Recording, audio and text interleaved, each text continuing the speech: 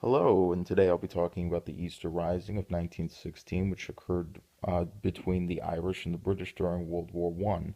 We can draw this back to the Home Rule Act, which basically allowed the Irish to govern themselves politically after centuries of oppression, the English basically taking away their culture and their language and pretty much everything else.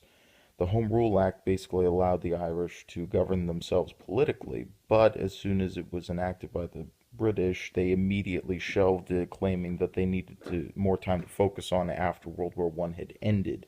The main purpose of this act was to quell any kind of possibility of the Irish uprising while the British were giving all of their attention towards the war effort for Germany.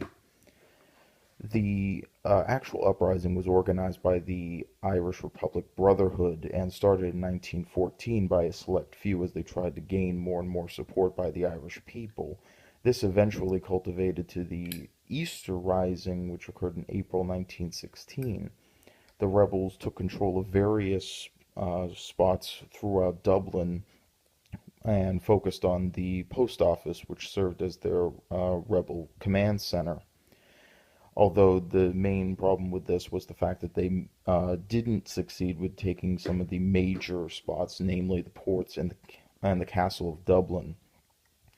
Once the revolution had taken full swing, a member of the Brotherhood came out and issued a proclamation basically announcing that Ireland was independent. Unfortunately, within a few days, the Irish were able to reinforce their troops in Dublin due to the ports that the rebels were unable to take, and were able to quell the rebellion and sentenced the rebel leaders to death, which unfortunately created martyrs and only